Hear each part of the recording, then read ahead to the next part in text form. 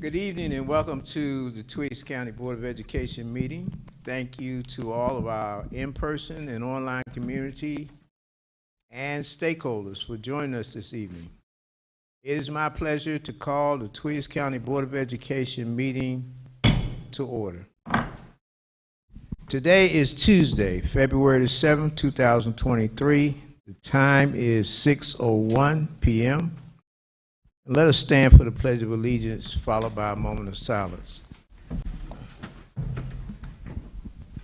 I pledge allegiance to the flag of the United States of America and to the republic for which it stands, one nation, under God, indivisible, with liberty and justice for all.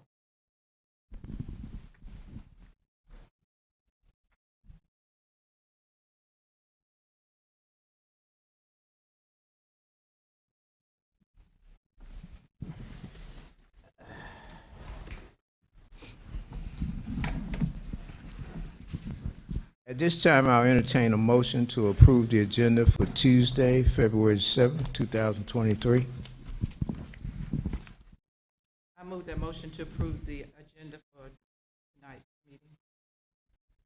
Second. All right. The motion to approve the agenda for Tuesday, February 7th, 2023 has been properly made by Ms. Blackshear and second by Ms. King. Is there any discussion at this time? Are you ready for the question? Again, the motion is to approve the agenda for Tuesday, February 7th, 2023. All in favor, say yes or raise your hand.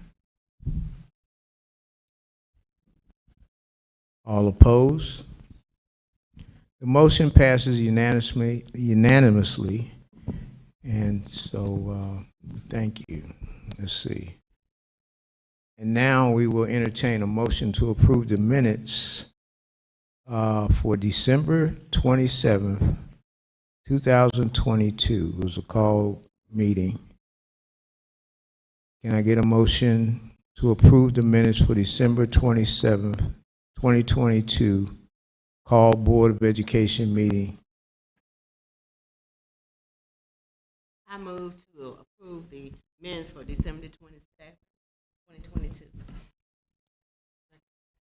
Okay, the motion to approve the minutes for December 27, 2022 call board meeting has been properly made by Ms. King and second by Ms. Blackshear. Are there any corrections to the minutes at this time?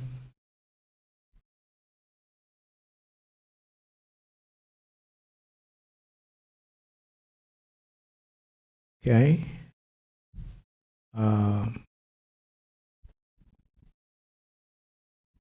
So all in favor to approve the minutes for December 27, 2022 call board session, raise your hand and say yes.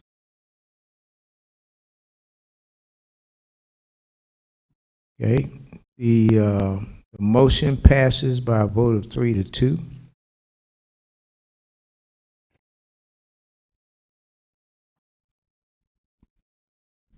Now, at this time, we will entertain a motion to approve the minutes for January 10th, 2023, Board of Education regular session. Move that motion. Second. All right, the motion has been properly made by Ms. Blackshear, second by Ms. King. Are there any corrections to the minutes? Are you ready for the question?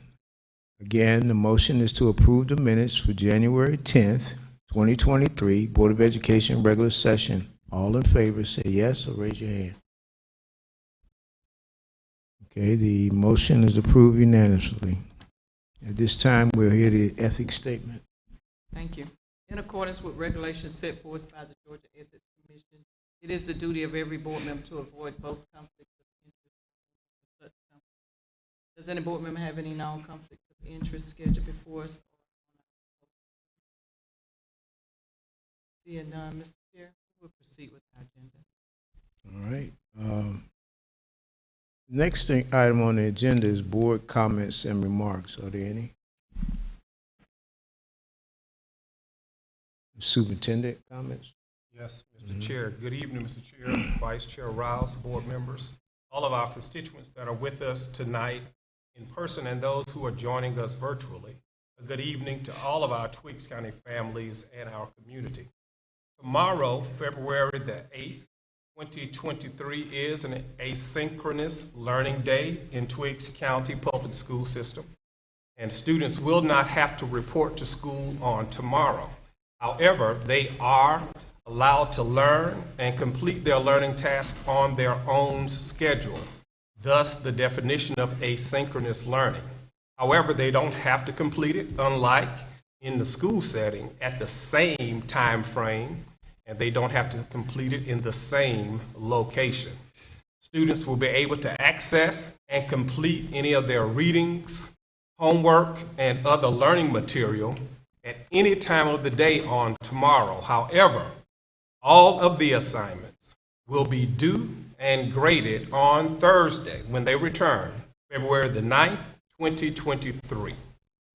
Asynchronous learning is a popular and growing form of education, instruction, and learning that occurs in all colleges, technical schools, and is growing in the workplace. Asynchronous learning allows students to learn at the time of day and location that is best for them. Some of the lessons will be online.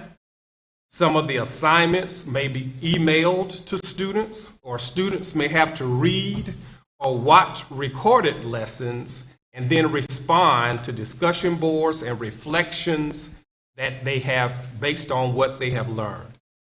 During the asynchronous day, teachers will be contacting parents and guardians about their students' performance, and teachers will be preparing for progress reports to go home on Friday, February the 10th.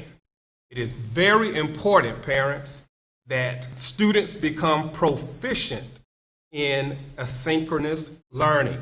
I have 2 students of my own in college, and over 40% of their courses are taught through asynchronous learning. And if we don't prepare them now, they will be unprepared then. So please make sure you monitor and check your students' work on tomorrow and ensure that they are completing their assignments. They don't have to report to school, but they do have school work to report to and to complete.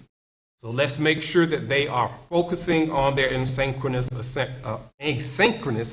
assignments on tomorrow.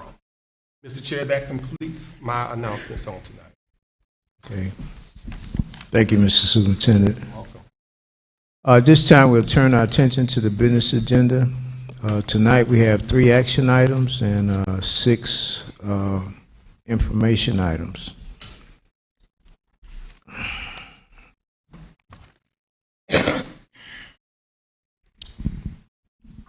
The first action item is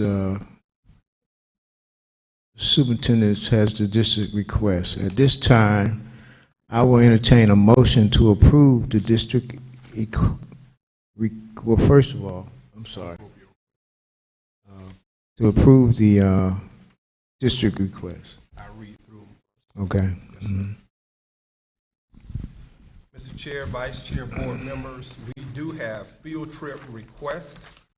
We do have facility and property requests and fundraiser requests that I'd like to present to you on tonight for your approval.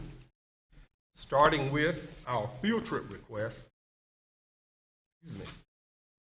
Ms. Angela Vincent and Dr. Leonard are requesting your permission on Friday, the 10th, to take their students from the Twiggs County Middle School who participated in the science fair to the Georgia College and State University Science Fair Centennial, and that will be in Milledgeville, Georgia.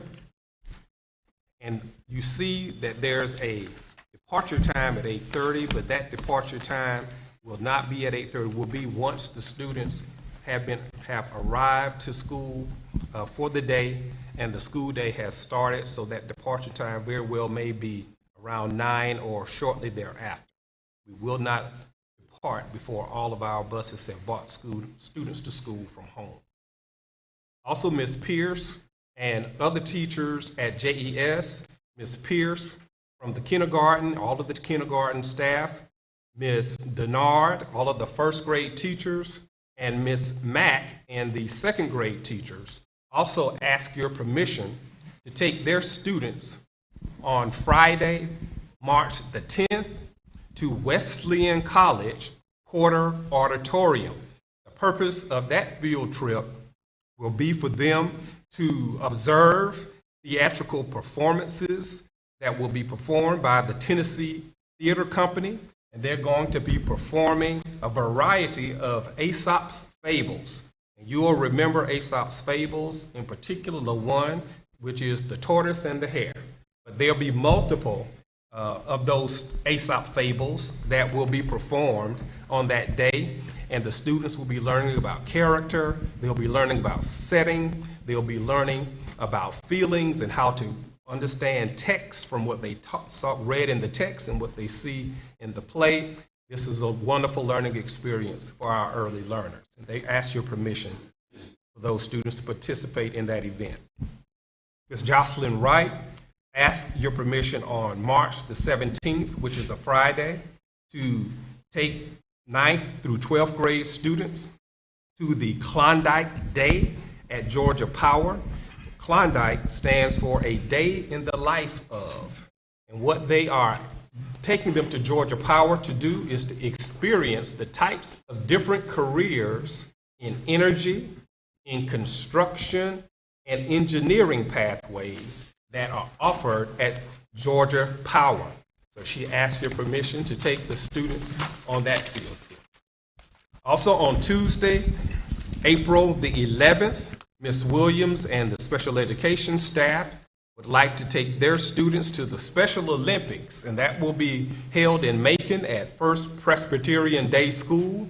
And our students have always, from JES and the middle high school, have always enjoyed participating in the Special Olympics, and we've had many champions come back from that event, so we certainly want to give them that opportunity again.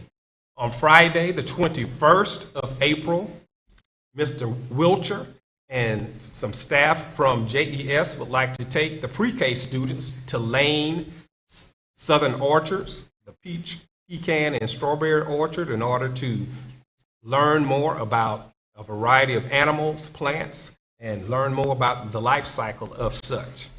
Also, on Friday, the 5th of May, Ms. Andrea Lewis and a group of teachers from middle high school would like to take the seniors, the class of 2023, to Six Flags Over Georgia for grad night. This is an opportunity for those graduates to celebrate their matriculation through elementary, middle, and high school, and they will join seniors from all over the state of Georgia in their celebration of their graduation. We don't have a date for this particular event yet. However, Ms. Capice and the leaders of the JES Beta Club would like your permission to take their Beta Club to Brittany's Place, which is right here located in Jeffersonville. The Beta Club it's looking to do a service project and community outreach, and they'd like to do that by working with the residents of Brittany's Place and being and challenging them and enjoying a bingo game with them. They're working with Brittany's Place to determine what would be the best date and time for that. But they do expect to do it before we have our next board meeting. So they ask your approval for that. In terms of our facility and property request, you have already previously approved the homegoing service for our former agricultural teacher, Mr. Ricardo Glover. You've already previously approved his homegoing service at JES Gym on the 28th of January, and the family is thankful for your support of them at this time of their loss.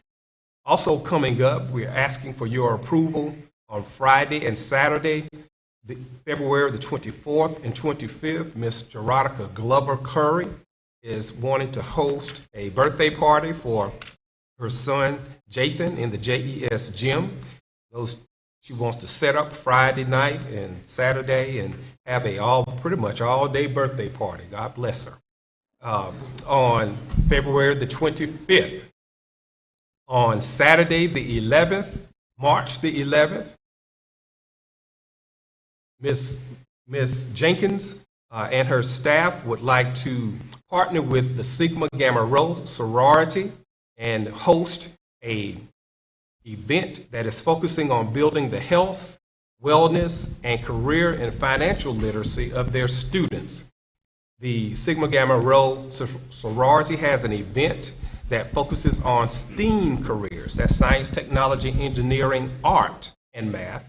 And those activities and career development opportunities will be brought to JES for JES students who participate on Saturday, the 11th of March.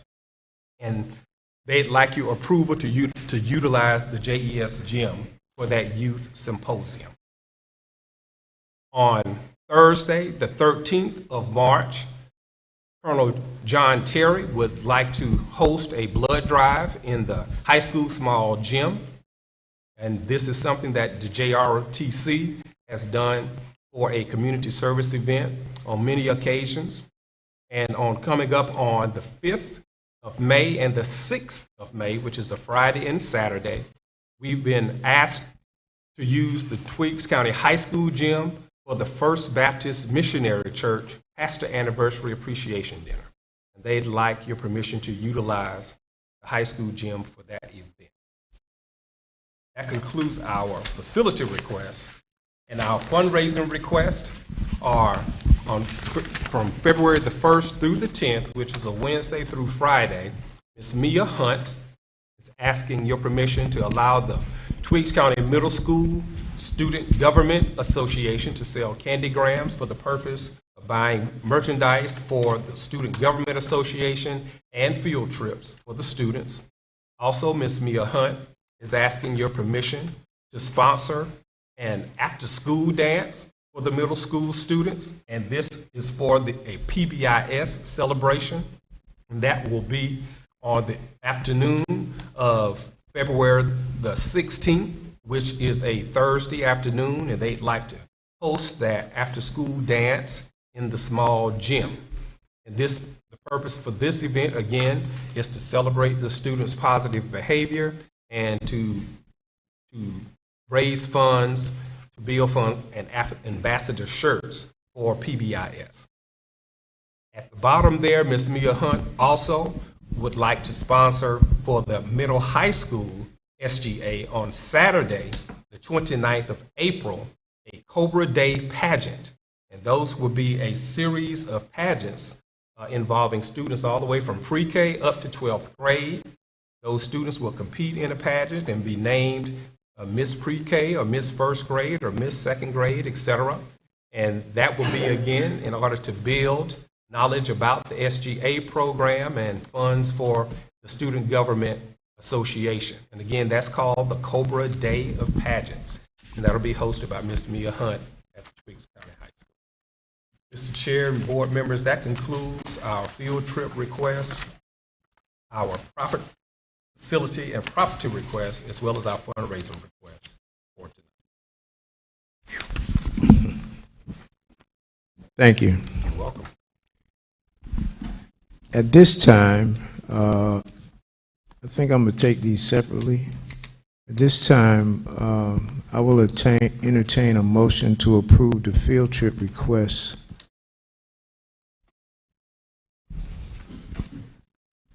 I move that motion. All right, it has been the motion to approve the field trip request has been properly made by Ms. Blackshear and second by Ms. Stokes. Is there any discussion at this time? Are you ready for the question? Again, the motion is to approve the field trip requests made by the superintendent, Dr. Bullitt. All in favor, say yes or raise your hand. Okay, the motion has been approved unanimously.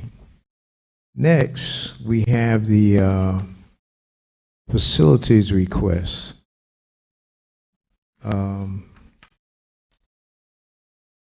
At this time, I'll entertain a motion to approve the facilities request. I move to approve the facility.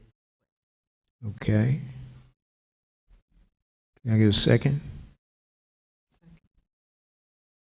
The motion to approve the facilities request has been properly made by Ms. King and second by Ms. Blackshear. Is there any discussion at this time?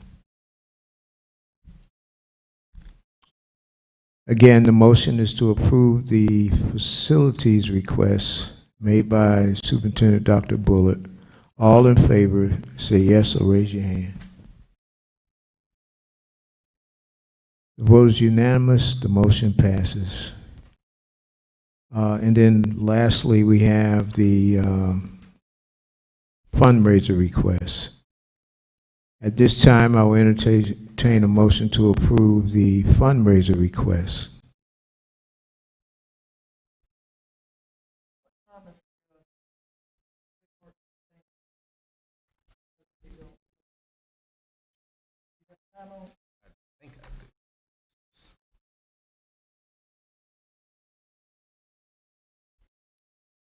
Are we on the facilities? Fundraisers.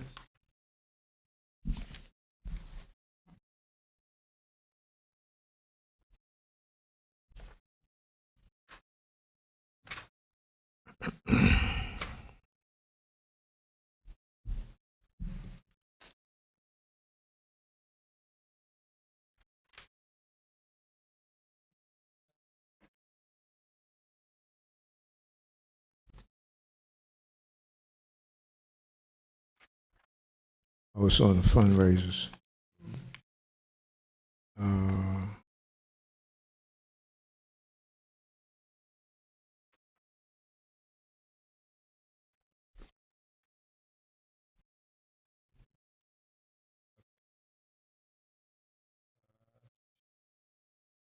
I see the date, but don't see the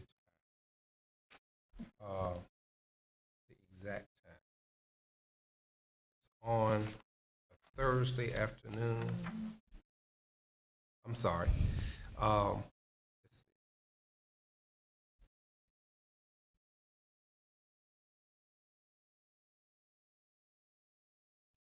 I don't see the exact time, Ms. Stokes. For that particular event, I'll have to get that, and we can probably get that tonight before the end of the evening. We'll just give Ms. Hunter a call. It was left off.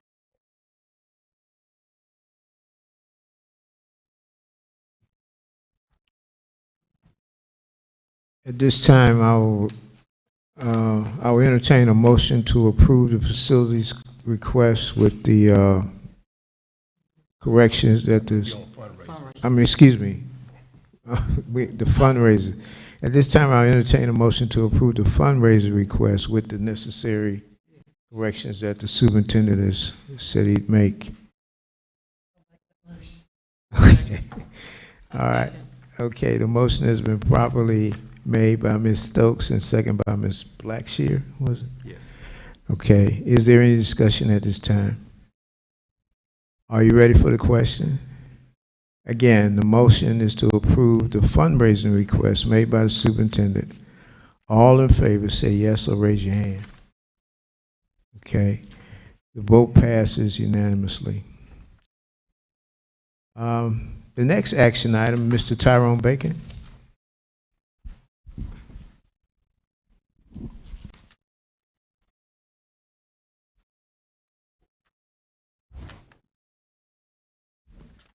Good evening, Board Chair Christoffen, board members, Dr. Superintendent Bullard, our guests in the audience, both present here and virtually. Tonight, I'd like to discuss with us the approval of the design firm for the health clinic. On last month, we went through the health clinic process. And part of that process is finding a design firm. So tonight we'll go through that. But first, I'd like us to remind us of our vision, generating excellence, one team, one goal, with the mission to inspire, challenge, and prepare all of our students to compete globally.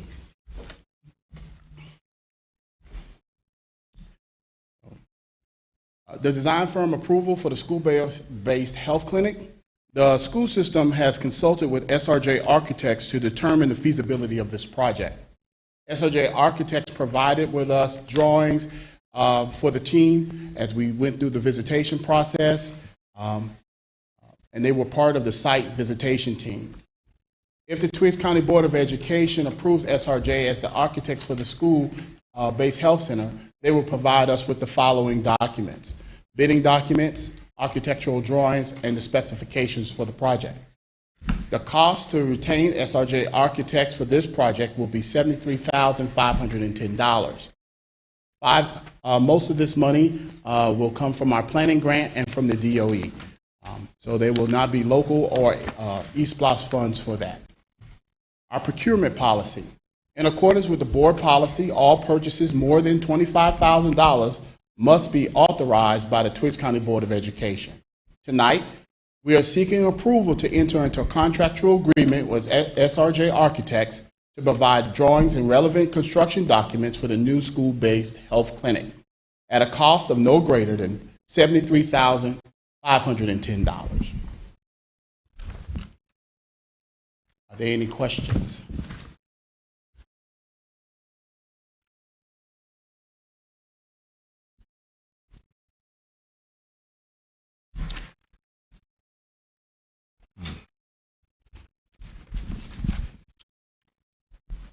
There,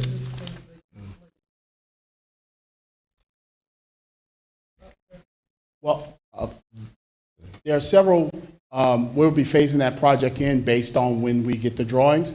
We are two parts. The first, the mental health clinic, which is located in the high school. That will be, we hope to have that come online before the end of the school year, with services starting this summer. That is the projected timeline.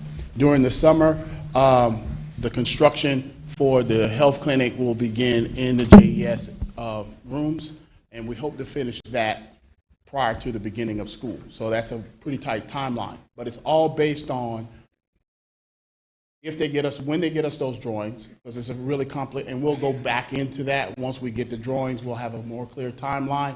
And also supply chain and labor shortages are abound. So those will definitely have barriers to us completing that on time in our timeline. But we'll get a better timeline when we have those things in hand.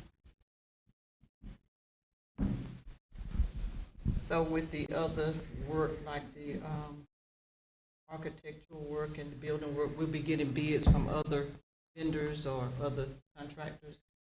The architectural work or the construction work? The construction. Well, okay. So our architect for the last 10 years since I've been here has been SRJ, and they've been the board's architect for that time.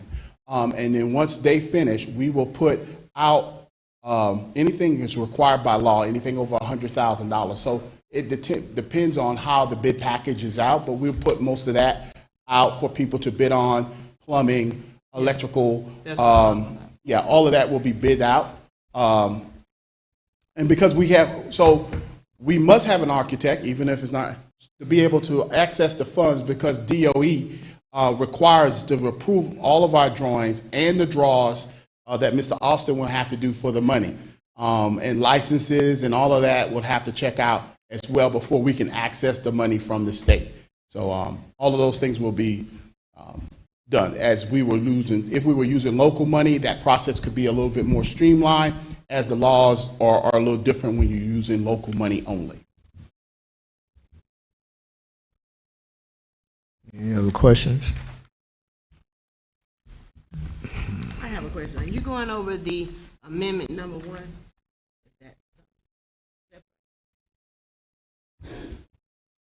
Oh, yeah, there was a, It's simply the standard agreement between SRJ and the school district in reference to the $73,510. This is the agreement that, Because if so, I see an error about the figures. On one figure, you have $63,510. Then you got here $635,100. I was just trying to I make see sure that. I see the error. Yeah. what is correct.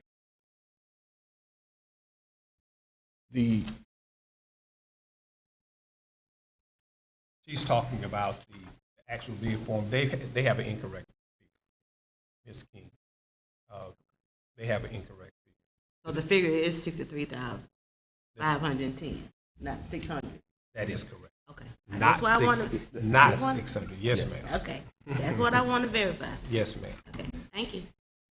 And correct immediately. Yes. Yes, ma'am. That is an error. Yes, ma'am.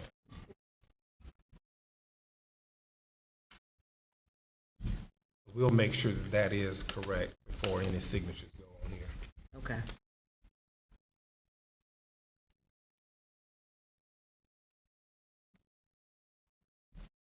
Now, is this part of the, Again, this is, tonight's approval is only for SRJ to provide the design and the relevant drawing documents for this project. That's all that's being approved tonight. It's for us to use SRJ to actually get the design of the project. okay, and this amendment was made back in December. This, Yeah, this is Yes, way sir. out of date. Gotcha. This is old, and this needs to be. Gotcha. All right, well, thank you. Where are we? At this time, I will entertain a motion for the approval of the design firm for health clinic.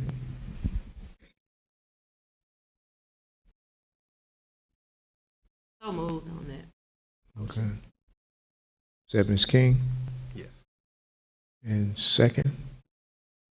Second. Yes. Okay.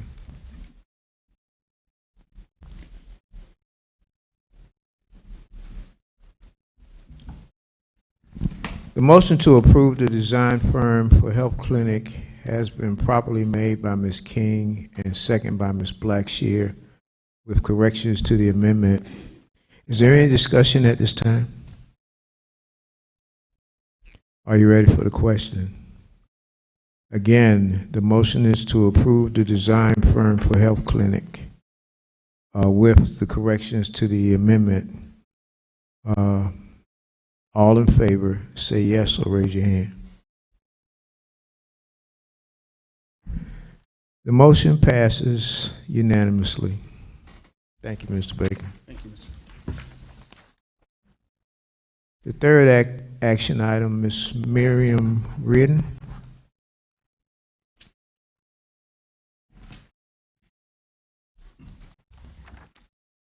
Good evening, Board Chair Karstafen, Vice Chair Rouse, Board members, Superintendent Dr. Mac Bullard, and our stakeholders in person and virtually. Tonight, I am presenting an action item. These are the calendars for 3 calendar years. We are a district with a vision, generating excellence, one team, one goal. And our mission is to inspire, challenge, and prepare all students to compete globally. As presented last month, the calendars you saw of the staff had input into the calendars, as well as other stakeholders had a voice. In front of you, you have 3 calendars, each for the 3 calendar years. The 2022-2023 calendar was previously approved January the 11th, 2022.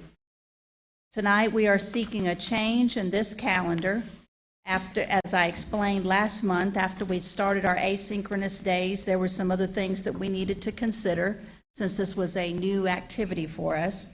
So we would like to adjust the asynchronous day that was on April 26th We would like to adjust it to April 10th due to testing, and parents have requested a reconsideration of the timing of asynchronous days in relation to long holidays. And as the parents have requested, we have placed April the 10th, the day after our spring break holidays, will be an asynchronous day rather than the 26th of April. That's the only change to the 2022-2023 calendar. The 2023-2024 calendar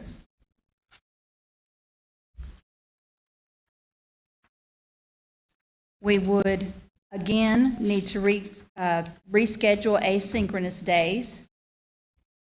There was also a request to move the spring break from the end of March to the beginning of April, and then reschedule the last asynchronous day of the calendar year to coincide with that spring break. So you'll see with the surveys, we would be moving September the 6th. It would be moved to September the 5th on the left-hand side of your calendar, midway down. Same thing would happen in October. We would be moving it to the 16th, which would follow fall break.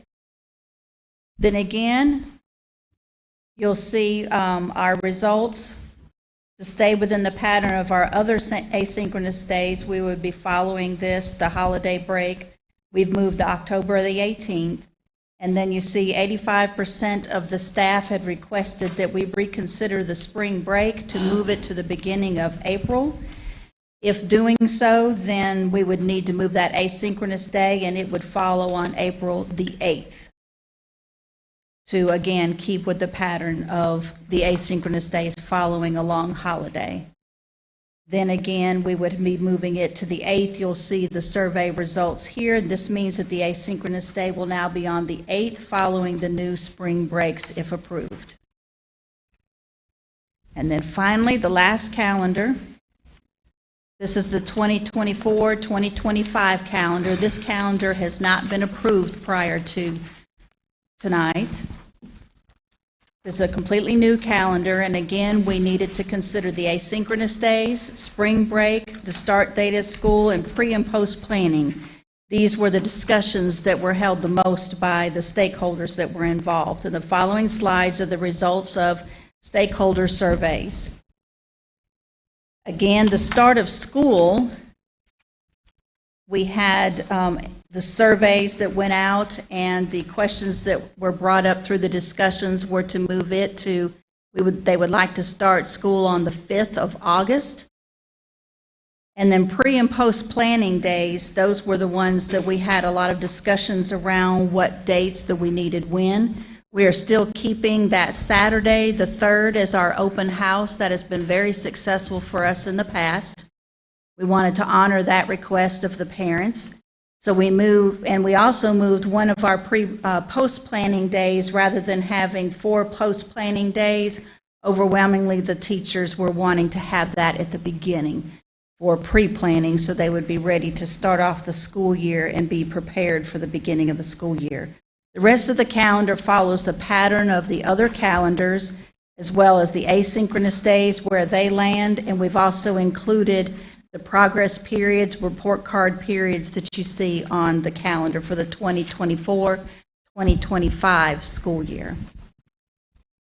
Are there any questions?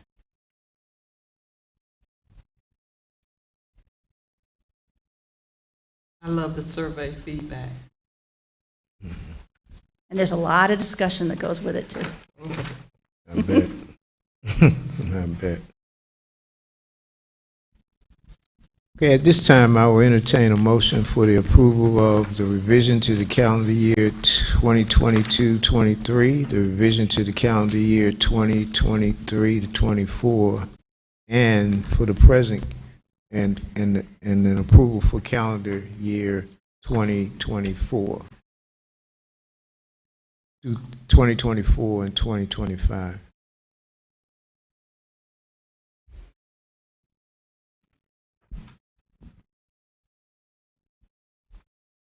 I move to approve the revisions for 2022, 2023 year, 2023 and 2024 year, and the new calendar for 2024 to 2025. Is there a second? Second.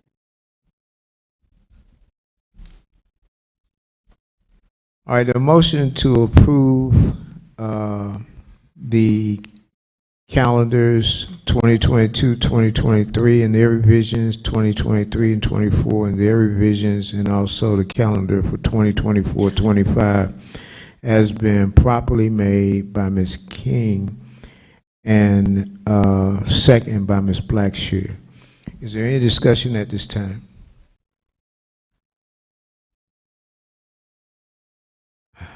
Again, the motion to approve the 2022-2023 calendar year revisions, the 2023-2024 calendar revisions, and the 2024-2025 calendar.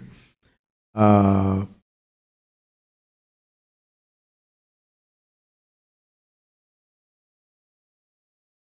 all in favor, say yes or raise your hand.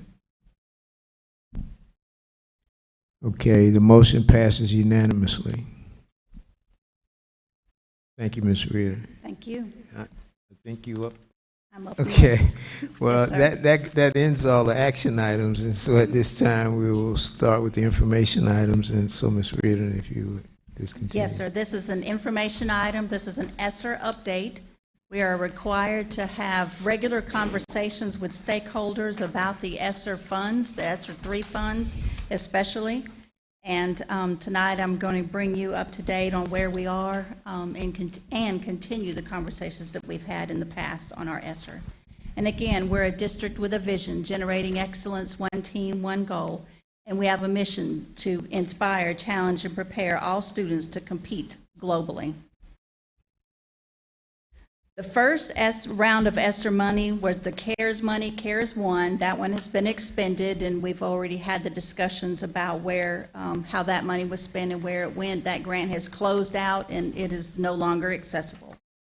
Then we have the Coronavirus Response and Relief Supplemental Appropriations, or CRSA Act, or better known as ESSER 2. ESSER 2 grant ended September the 30th, 2022. Any unspent dollars went to carryover, which goes into the year 2023-2024. So we have an additional year to spend the money, and it will have a new budget that goes with that money. So we had, out of the ESSER 2 grant, we had $281,309 that went into carryover, and then we reallocated into another budget.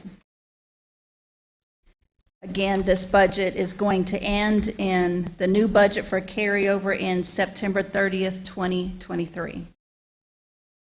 With this budget, we have $151,790 for retention supplements. They were given out last week, $1,000 for full-time employees, $500 for part-time employees. And the stipulations for those being given out, they were signed at the time that they were given out. Chromebooks for students is another line item, $106,249 for Chromebooks for students. And then the final line item was $23,000 for equipment for cleaning hard floor surfaces to improve air quality and sanitation of buildings. So you see then that we have 54% of this budget was going to retention supplements. We had 38% of this budget going to Chromebooks, and then 8% of this budget going towards equipment. The equipment was purchased a little more than a week ago, so the last thing left to purchase would be the Chromebooks for the students. Then we have the ESSER 3, or the ARP grant. This grant ends September the 30th, 2023, and then it will go into carryover until September the 30th, 2024. We must allocate, there is a requirement for this grant that you must allocate at least 20% to address learning loss. April 21st is our next 6-month documentation review for this grant, and then April the 10th through May the 4th, 2023 will be the annual performance reporting for year 3 of this grant. So we've already had this grant for 3 years.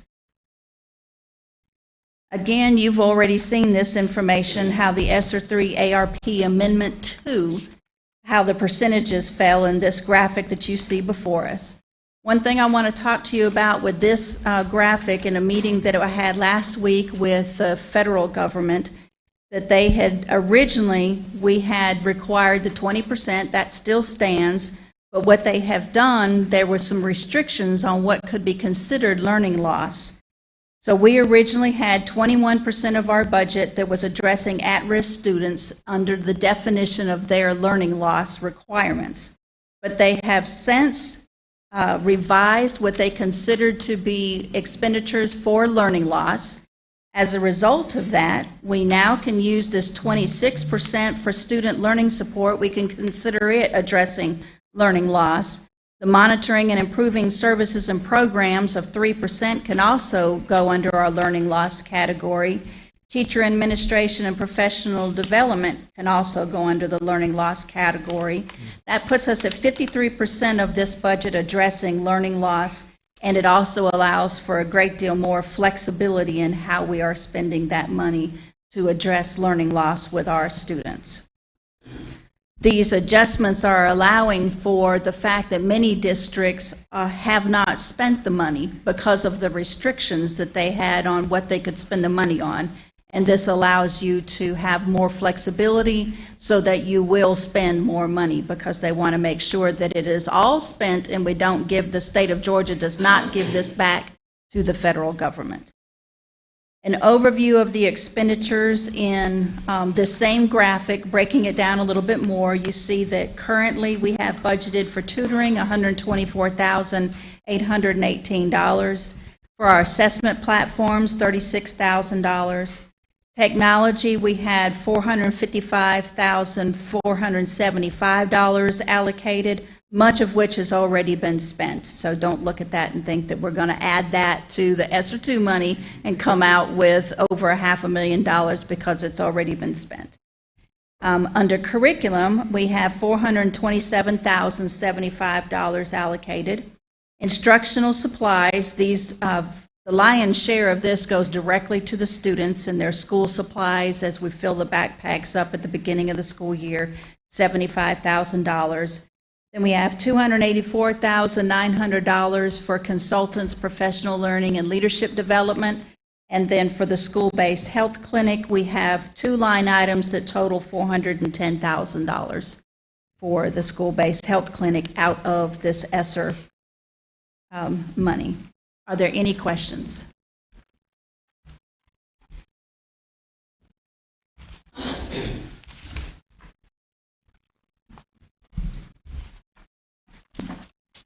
There are no questions. Thank you, Ms. Reed. Thank you.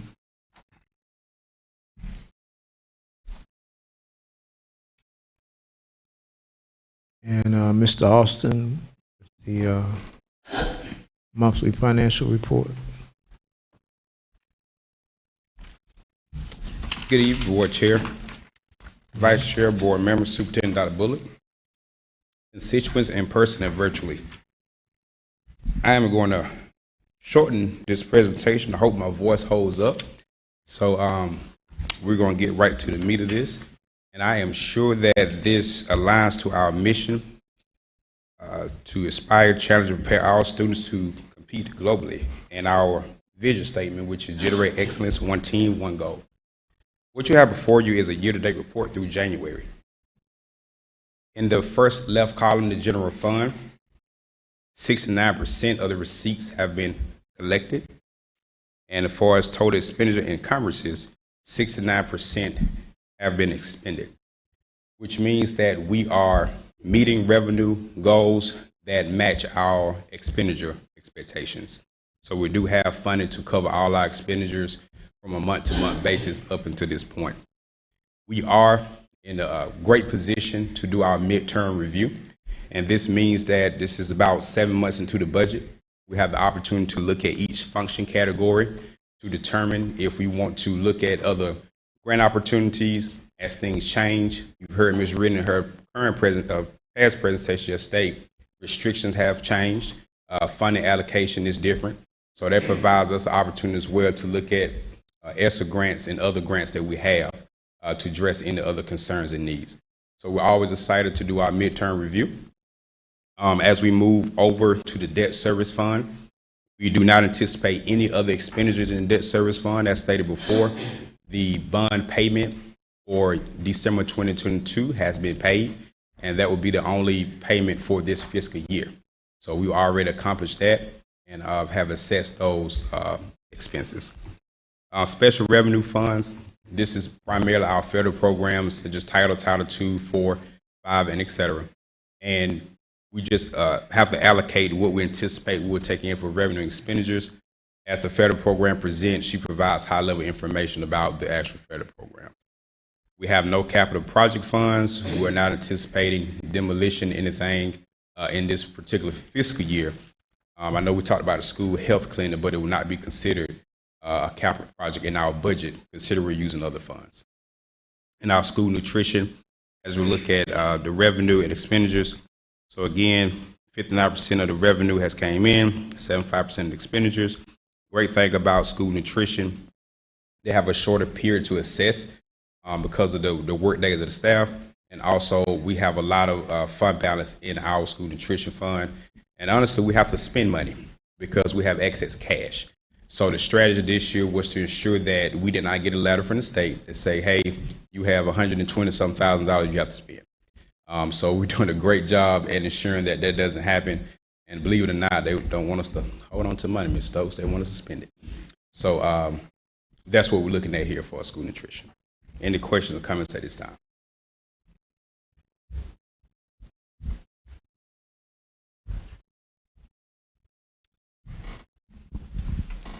Thank you, Mr. Olson. Yes, sir.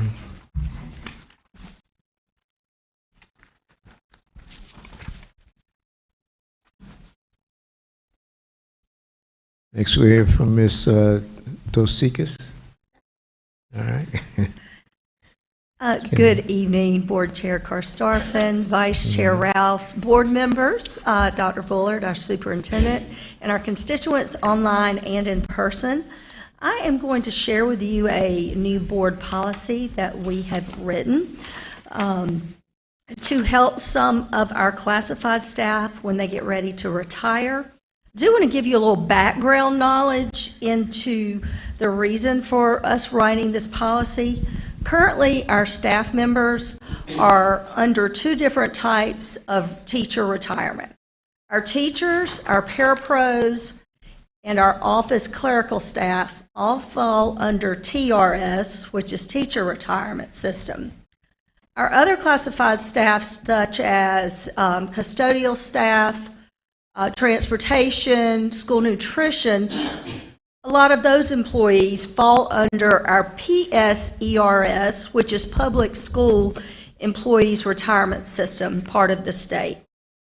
There's a vast difference in the benefits that are received once the employees from both of the entities retire. For example, those of us that fall under TRS, our benefits are much greater under that retirement system, whereas the employees that are under the PSERS system typically will see a max $400 per month in a retirement benefit, and that's after serving our district and our community for over 30 years. Also, employees that are under TRS, which is teacher retirement, have the ability to, when they retire, they are able to use the sick leave that they have accumulated, and we can send that sick leave up to TRS, and they are given additional time in retirement with that TRS. Those employees that are under PSERS, they will actually lose that time. They do not get an additional benefit when that information is sent up to PSERS. Therefore, what we have found is when employees that are under this retirement system, when they get ready to retire, a lot of times they may have 40, 50, 60, 70, even 80 days of sick leave.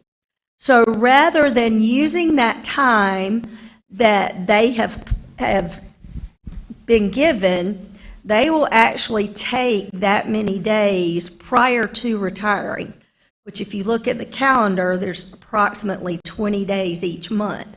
So we could in turn have an employee that would take 80 days, for example, and be out on sick leave for 4 months prior to retiring. So what we would like to do as a district is to demonstrate our commitment to our employees who are under this retirement system and be able to give them or pay them out based on the number of sick days they still have available when they leave us in retirement. So what I'm going to do is read to you the policy. This is the first reading. We have also given a copy of this to our school board attorney, and they have approved the language and the information in it. So I just want to make sure that we read it, and then I will answer any questions that you may have. So this is Board Policy GCQ, Classified Personnel Retirement. Classified employees with questions regarding retirement should contact the Twiggs County School District's Human Resources and/or Benefits Department. Attendance incentive, PSERS participants only. Employees participating in the Public School Employees Retirement System, otherwise known as PSERS, will be eligible for an attendance incentive award. No one can receive an attendance incentive award for more money per day than he or she would earn in a day. PSERS employees who are actively working at retirement will receive a one-time payout as an attendance incentive award for the number of unused sick leave days. The calculation used to determine the amount owed to the PSERS employee will be the unused sick leave days in the district's current payroll system at the date of retirement, with an 80-day maximum multiplied by the PSERS employee's hourly rate. The award will be made automatically in the month following the PSERS employee's final paycheck. The district's Human Resources and Finance and Benefits Department must have written documentation from PSERS stating that the employee is eligible for retirement and the effective date of the retirement. PSERS employees who resign will not receive a PSERS payout for unused sick leave. PSERS employees who are terminated forfeit all rights to an attendance incentive award under this provision. Any questions?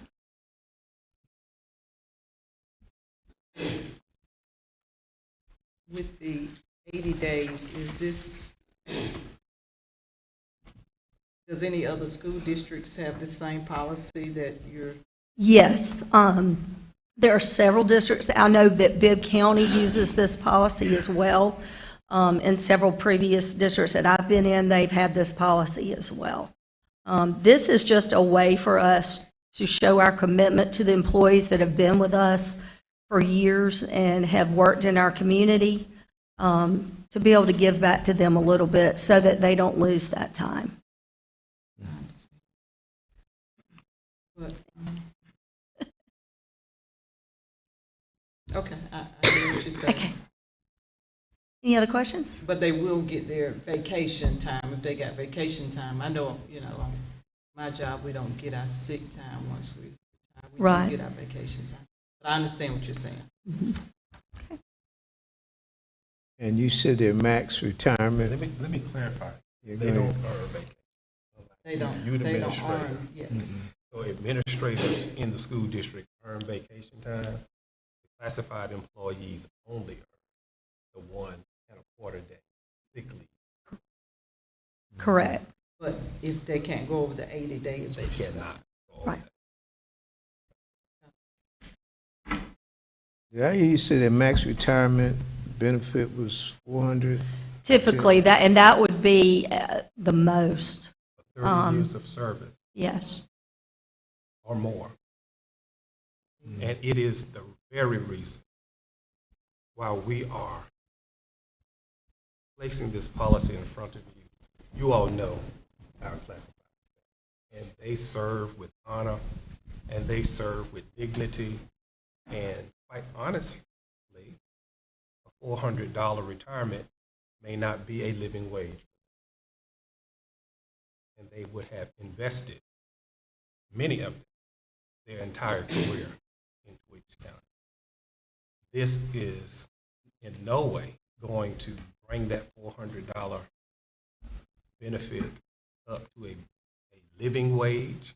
Many of them continue to work even after they retire, but it certainly allows them not to lose the sick leave time that they have earned while they've been working with us. TRS employees, we do not lose that time. Matter of fact, if we don't use it, TRS adds it to our 30 years of service and gives us even additional days in our retirement. That's not the case with PSC. For example, if a teacher or somebody that's in TRS, if they retire with 30 years and they have 140 days of sick leave, TRS will give them an additional year to their retirement. So rather than their benefit being based on 30 years, their benefit will be based on 31 years. And so they get the additional benefit of that, which in turn is giving them more money every month, whereas our PSERS employees, they just lose it.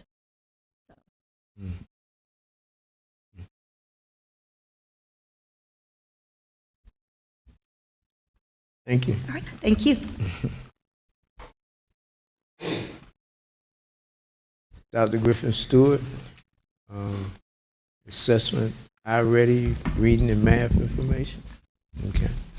Good afternoon, Chair Karstafen, Vice Chair Rouse, board members, Superintendent Dr. Matt Bullard, all of our stakeholders in person and listening virtually. Again, good evening. It brings me great pleasure to share our iReady assessment updates in reading and math. But before I can share our updates with you, we are a district with a vision and a mission. Our vision is generating excellence, one team, one goal, and our mission is to inspire, challenge, and prepare all students to compete globally. So I just want to share a quick review on what is iReady Math and Reading. iReady, of course, is an online program for reading and mathematics. This is the second year of implementation in our district, and it helps teachers to determine our students' needs. It helps with personalizing their learning, and it helps with monitoring students' progress throughout the school year. iReady allows for our teachers to meet our students exactly where they are, and it also provides data to increase our students' learning gains. So iReady consists of two parts. It's a diagnostic and personalized instruction. Personalized instruction is the goal. iReady personalized instruction provides students with lessons based on their individual skill level and needs. So our students can learn at a pace that is just right for them. These lessons are fun and interactive, and last but not least, it keeps students engaged during the learning process. iReady, there's also a diagnostic. The iReady diagnostic is adaptive assessment, and it adjusts its questions to suit students' needs. So each student is an individualized based on their answer to the previous question. So for example, when students are taking the diagnostic, they'll see a series of correct answers. And if they have a series of correct answers, the screener will take them to slightly harder questions. However, if students are taking the assessment and they have a series of incorrect answers, it will yield slightly easier questions. The purpose of this is not to give our students a score or a grade, but instead to determine how best to support students in their learning. So what is our journey thus far? First through 8th grade, students took the reading and math diagnostic August 2022. From there, teachers started with the standards-based instruction in reading and math, teaching the Georgia standards. And it was paired with utilizing the already instructional materials as designed. Multiple students had an opportunity to discuss their data with teachers through data analysis sessions. This occurred during the first semester, and students are able to communicate their data. And then the second screener was given at JES in December of 2022. In the Twiggs County Middle School, it was December 2022, as well as the beginning of January 2023. So what did the results reveal? So when you look at the results, you'll see the fall, that's our diagnostic results, and the winter. So when you look at JES, you'll see the reading results. In the beginning, you'll see the bar going across. So the green part signifies if students are at the mid or above grade level. The light green without the stripes indicate whether students are early on grade level, where we want them to be. And then the yellow signifies 1 grade level below. The light red signifies 2 grade levels below. And then the red with the stripes signifies 3 or more grade levels. So we can see that that's where students started. So where are they now? If you look at the winter reading assessment results, you will see that at JES we had 22 students at the mid or above grade level. Now we have 55 students.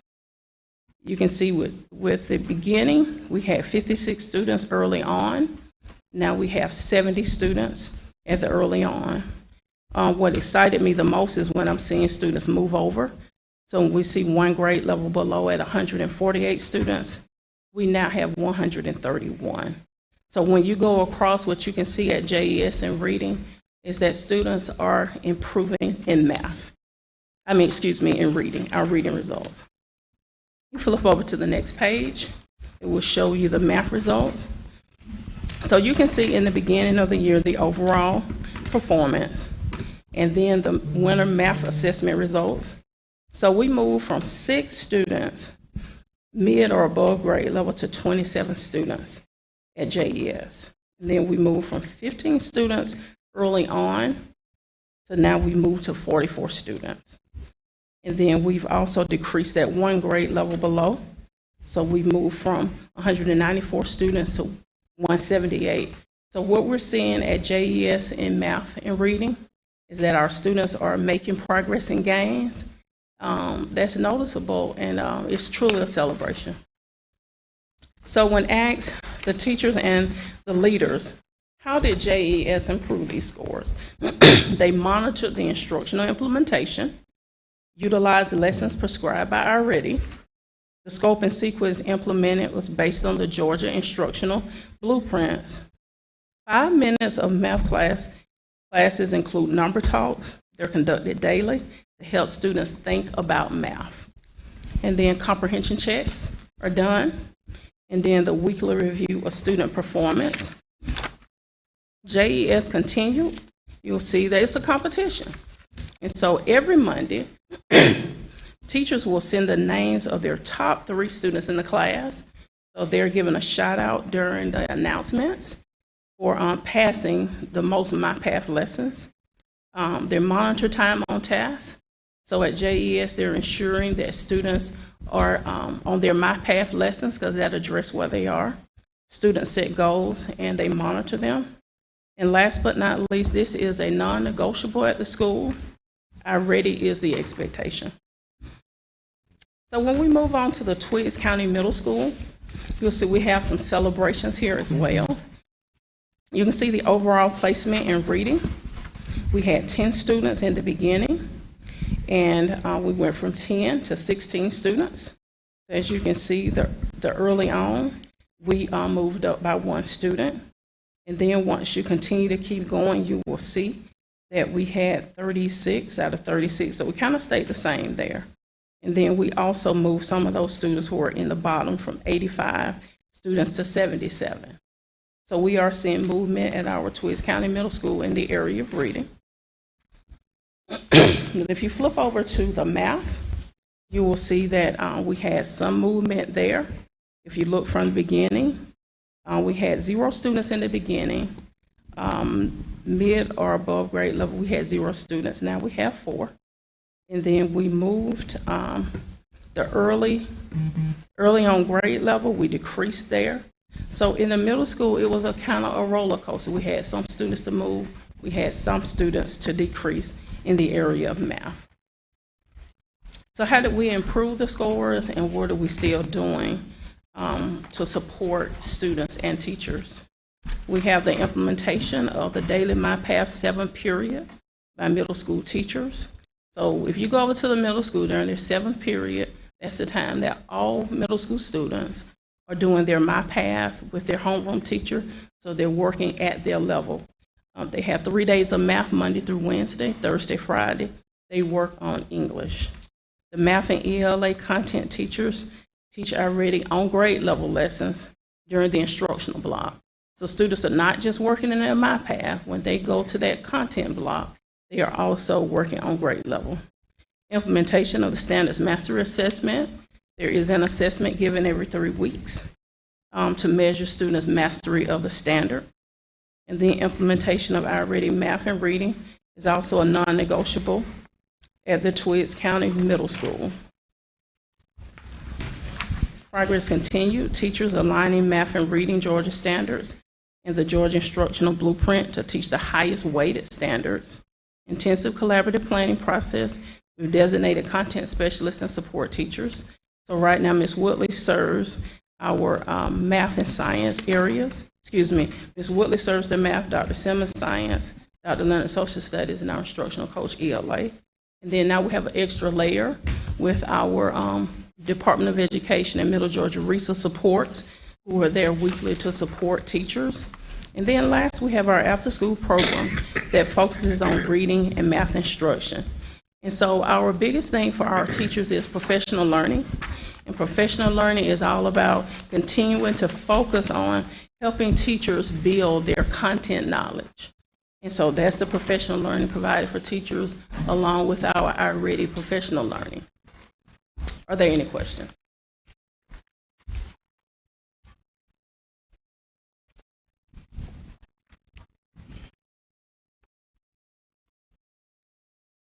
Thank you, Dr. Goodness. Thank you.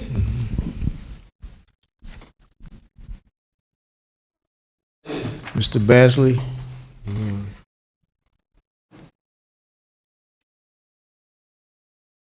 A Rural Education and Innovation Technology Grant Award.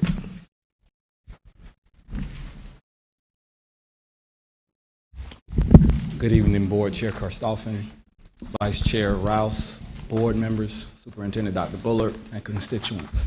I'll be brief today, but I do want to tell you about the Rural Education and Innovation Grant that we have received. But before I do that, we are a district with a vision, generating excellence, one team, one goal.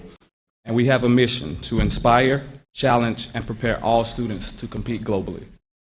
So, really quickly, give me 1 second.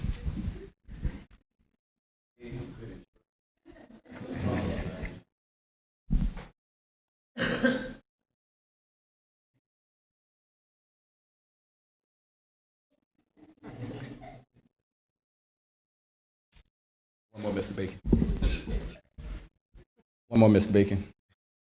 So, really quickly, we'll talk about the grant overview. We'll talk about what it is, our plan, and our award.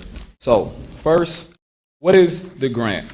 The Office of Rural Education Innovation provided rural districts in Georgia with an opportunity to apply for a grant for the improvement of technology infrastructure. The grant was enabled through Godot's funds, and this grant required the completion of an application, a proposal written by the technology director, and the approval and the sign-off of the application and proposal by the superintendent and the technology director. So, what is our plan?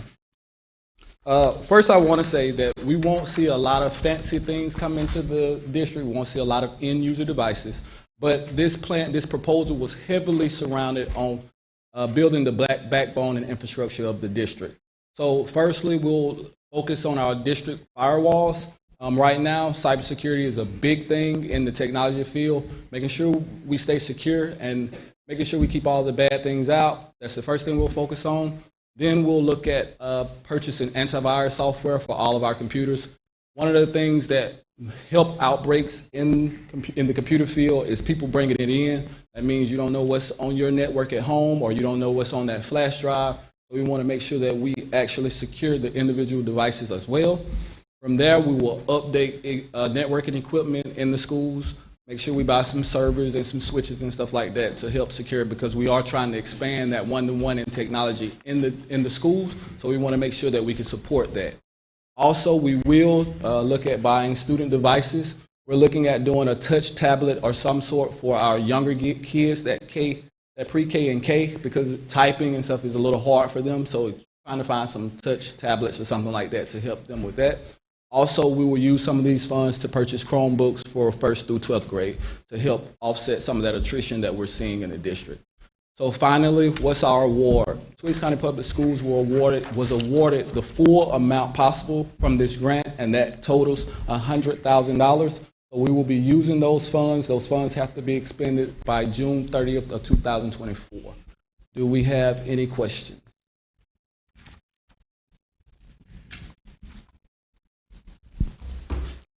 All right. Thank you, Mr. Basil. And Dr. Bullitt, we have Community and Schools, Georgia Grant Award.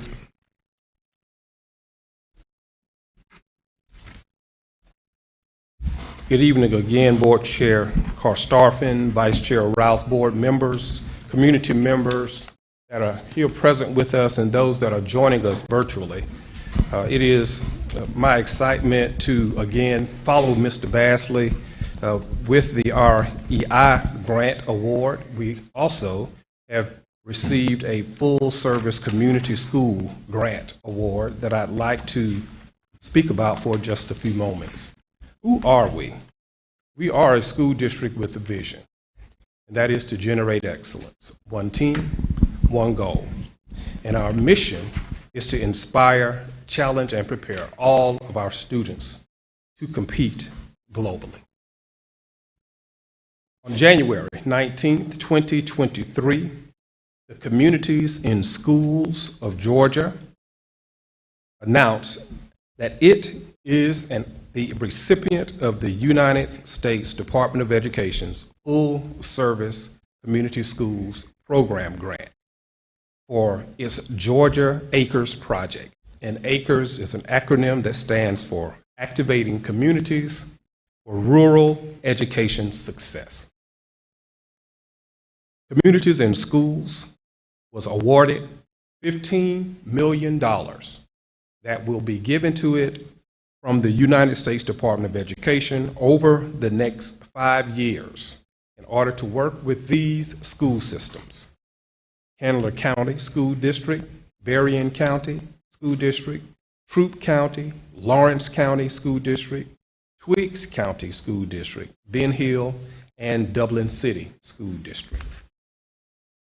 Of that $15 million, Dublin City Schools, Lawrence County Schools, and Twiggs County Schools will share $3.8 million over the next 5 years.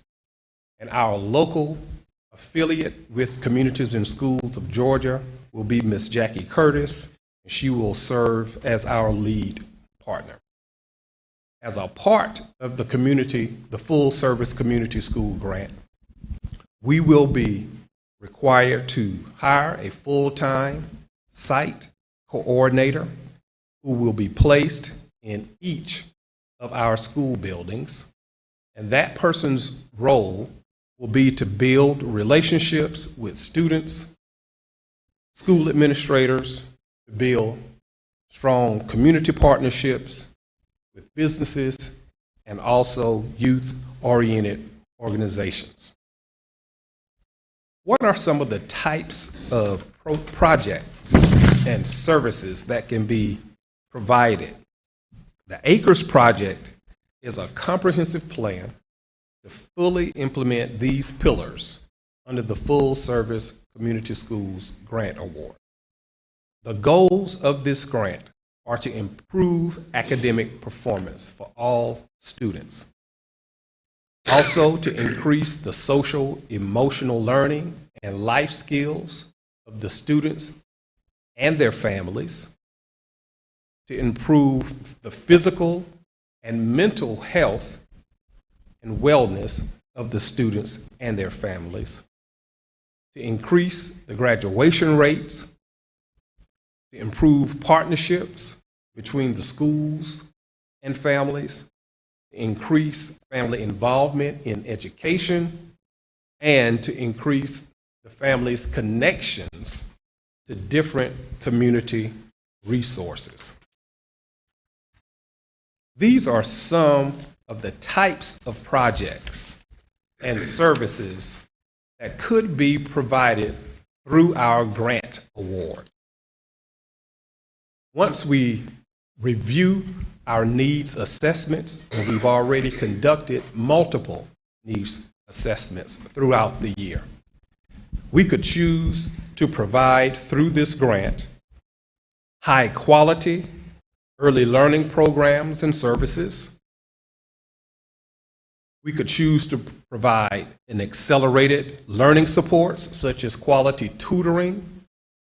We have an after-school tutoring program now in both our elementary, middle, and high school. We only had it in our elementary school at the beginning of the year. But through another grant, we were able to bring the tutoring after-school program to our middle high school. We will be able to continue this support and services for the next 5 years, if that's our desire, and to also include enrichment activities through that program. Some enrichment activities could be taking our students to different theatrical plays, taking our students on field trips in elementary school to the zoo, taking our children to the aquarium, enriching their experiences, bringing in arts programs, bringing in dance programs, whatever we think will be important or could be used to motivate our students to deepen their learning and also to help them physically to become more fit, and also to stimulate them mentally to improve their mental wellness. Those are all possible through this grant.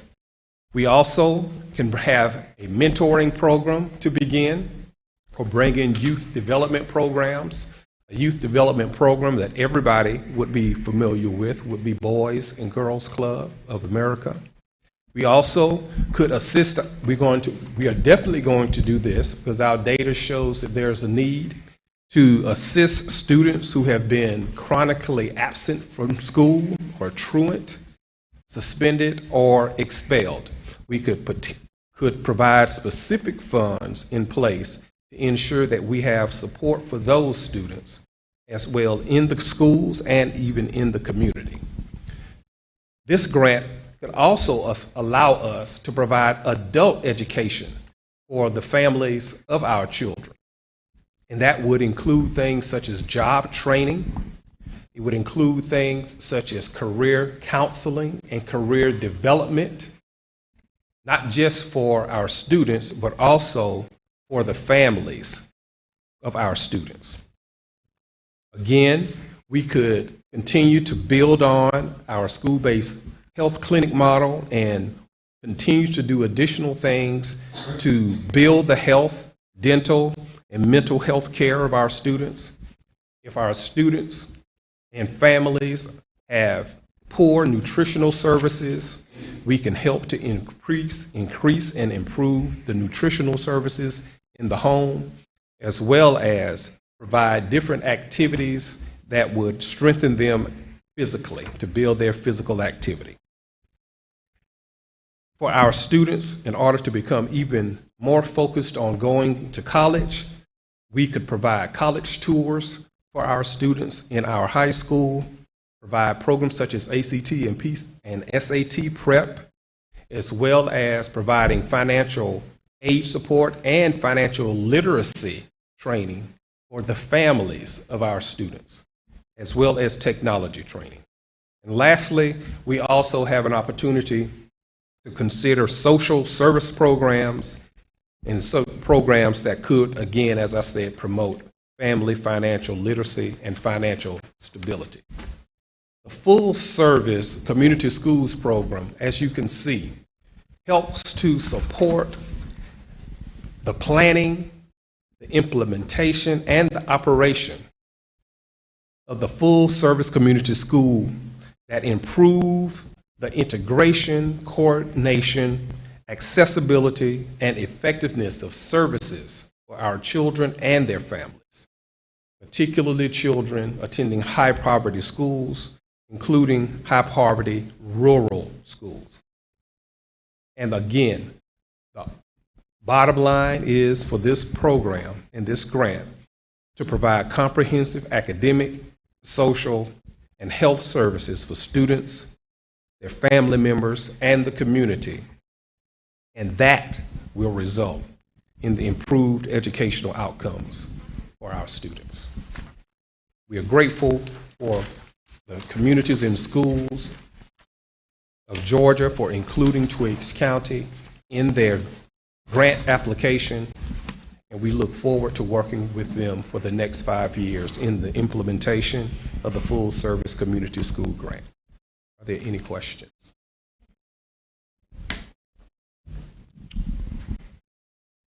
That sounds like a lot for, what, about $1 million on, A little over $1 million.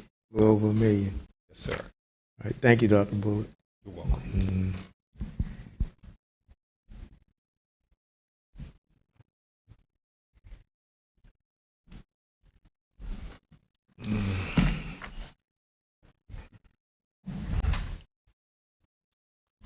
At this time, I'll entertain a motion to go into executive session to discuss personnel matters.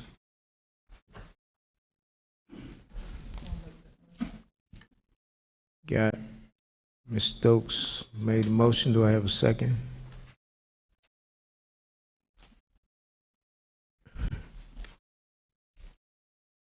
Second. Ms. King. Thank you. The motion to approve the motion to go into executive session has properly been made by Mrs. Stokes and second by Ms. King. Is there any discussion at this time? Are you ready for the question? Again, the motion to approve to go into executive session. The motion is to approve to go into executive session. All in favor say yes or raise your hand. The motion passes unanimously. We want to thank all of you, and if you want to hang around till we come back from executive session, we'll be back. Anyway, thank you all for coming out, especially our community people, and those of you on the Facebook. Thank you for tuning in. And thank you for your presentations. Let's.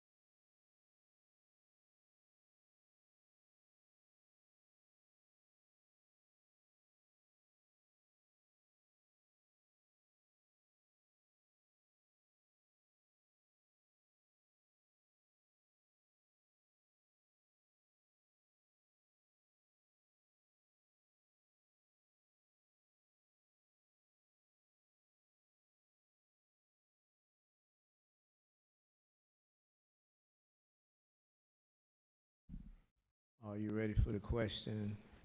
Again, the motion is to approve moving out of executive session. All in favor, say yes or raise your hand. All right, the vote is unanimous. We're now back in regular session. Okay, at this time, I will entertain a motion to, just a minute here.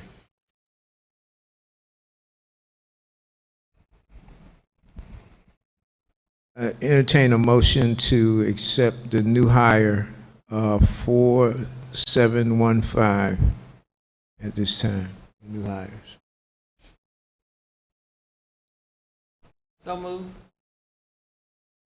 Okay, can I get a second? Second. All right, it's been properly motioned by Ms. Blackshear and second by Ms. King that we approved the new hire 4715. Is there any discussion at this time? Are you ready for the question? Again, the motion is to approve the new hire 4715. All in favor, raise your hand. Any opposed? Okay, so we have 4 for and 1 opposed. The motion passes.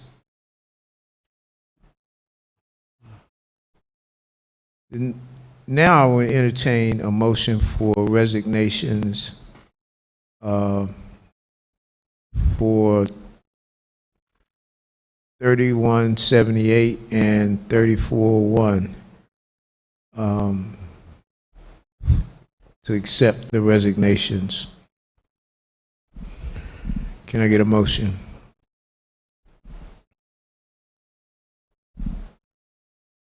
I make the motion to accept the resignation for both. I second. Second. All right, it has been properly moved by Ms. Blackshear and second by Ms. King that we accept the resignations of 3178 and 3401. Is there any discussion at this time? Are you ready for the question? Again, the motion is to approve the resignations of 3178 and 3401. All in favor, raise your hand or say yes. Okay, motion is approved unanimously. And then finally, we have the a motion to approve the renewals. Can I get a motion to approve the renewals of the certified staff and the EID 2672 administrative renewal? So moved. Second.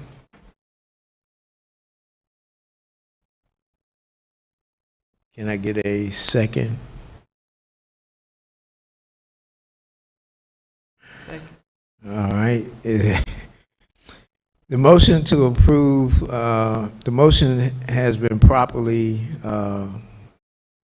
made and second, made by Ms. King and second by Ms. Blackshear to renew the certified staff and the one administrative staff 2672. Is there any discussion at this time? Are you ready for the question? Again, the motion is to approve the renewal of the certified staff along with administrative 2672. All in favor, say yes or raise your hand. Okay, the motion is unanimous. The renewals are approved. At this time, I will entertain a motion to end the meeting. So, can I get a motion for the meeting to be closed? Can I get a second? You kidding me? Can I get a second? Can I make a second? Can I second? I second that motion. Okay. So it has been motioned. It has probably been motioned by Ms. Stokes and second by myself, Mr. Karstoffen, to end the meeting. And so at this time, is there any discussion? Are you ready for the question? Again, the motion is to approve the close of the meeting. All in favor say yes or raise your hand. The motion passes unanimously. The meeting is adjourned.